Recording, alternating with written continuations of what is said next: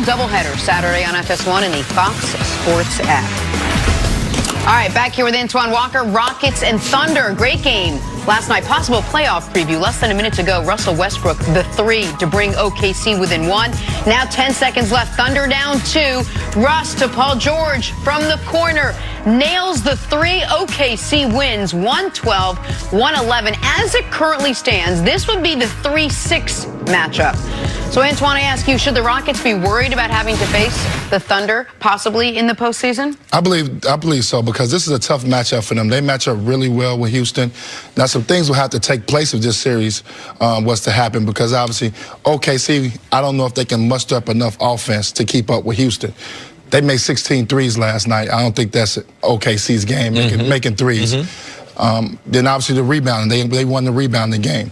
But what scares you, if I'm Houston, Russ can have one of those nights and beat you. Paul George can have one of those nights and beat you. And you can have a night where you don't hit threes if you're Houston. And you can take care of home, like they did last night. So this would be a tough series. And you want to, last night, I know Houston went in to avoid it, but it was almost a must-win situation. And when you're trying to get yourself prepared to make the best run possible to win a championship, you got to avoid certain teams. I talked to you guys a month ago about us avoiding the Chicago Bulls when I was with the Miami Heat. The first year we played the Heat, with the Heat we played the Bulls, they took us 6 games the year we won a championship. The next year they swept us. Our roster didn't change much. And they swept us. So you got to avoid certain teams that have your number. And I think it's also the fear test. I don't think OKC is scared to play Houston. Well, I think they'll welcome that. I don't think OKC's scared of anybody. And there is an element of, if you draw the Clippers in the playoffs this year, even though the Clippers, Spurs, and Thunder essentially have the same record and have for the last month or so, there's an element for the Clippers of, oh my God, we made the playoffs. Like, what? We traded away our best player. What an amazing accomplishment for this team. If you draw the Thunder, there's a sense of urgency. Like, we got knocked out in the first round last year.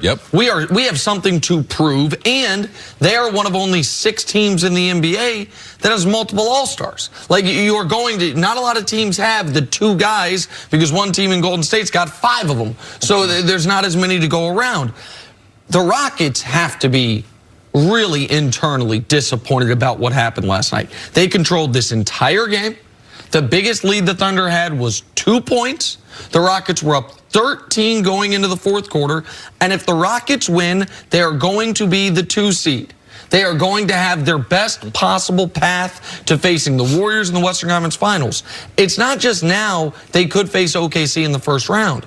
It's now, depending on what happens with Portland and with Denver this evening, the Rockets could be the 4 seed and be looking at, because the Rockets season's over. That was their last game of the year last night. They could be looking at Golden State in round 2, which no matter how you spin it, if the Rockets go from Western Conference Finals losing to Golden State to this year's second round losing to Golden State, it will be considered a major disappointment, even if it's the same team knocking them out. Yeah, and if all those people that you're jealous of because they vote on the MVP because you don't have a vote, we're working on that, young fella. But if all those people hold out their vote and you realize Giannis winning over 60 games, first seed in the NBA overall, and then now Houston's the 4th seed. Does that affect a couple votes here or there? It should, because Giannis might be defensive MVP, so that would be the first note. My second note would be, I would be concerned about Chris Paul and Harden and the matchups going against OKC, because I believe in a 5 to 7 game series that it would take its toll on them. Could they do that 4 times? Now, we know he might be able to do it 1 or 2 times. So Chris Paul, more in particular because of Harden, his workout regimen, and he has shown the overall endurance. But Paul George is going to make it tough for him. And I know Chris Paul, when they play against OKC, they try to have him guard some of the non-offensive players. But, man, Russ would wear him out physically over the course. So I don't like the matchups, and I believe that, OKC presents a number of problems, but for the backcourt of Houston, the toll that it would take on them for the whole series. I mean, OKC, from 5 to 8, no team want to play them. They're at the back end of that, because they do have 2 All-Stars, because they do have Russ and Paul George, 2 guys that are very capable of winning games by themselves individually in a playoff series. But also, it's just the matchup. matchup. If you really think about it, they can switch 1 through 5. They can do the same thing. They both have centers that are mobile, that are active, which both teams pick and roll a lot. It's just a bad matchup in a 7-game series. And the other element, and this is why I imagine folks in Houston were tossing and turning all night, the other element is if the Rockets win, this might sound obvious, the Thunder lose, right? The Thunder then would be in line for the 8 seed. That would mean all of a sudden Golden State, with Steph Curry on maybe a bit of a gimpy foot, he's got to chase Russ around for a couple weeks. And they're a great little point. That could be a 6-game series. Of course, right. And they're a little more worn out. And they're a little, now, OKC still could get the 8 seed, but it's going to take a lot of things to have to fall perfectly tonight. The Rockets were in position to have, despite the beginning of the season being such a disaster, remember the Carmelo Anthony experiment? That blew up in their face. All the injuries were the 2 seed. We're going to play in the first round, either San Antonio, which has overachieved, or the Clippers, who have way overachieved, while Golden State's going to have to take on OKC, which is going to be a pain.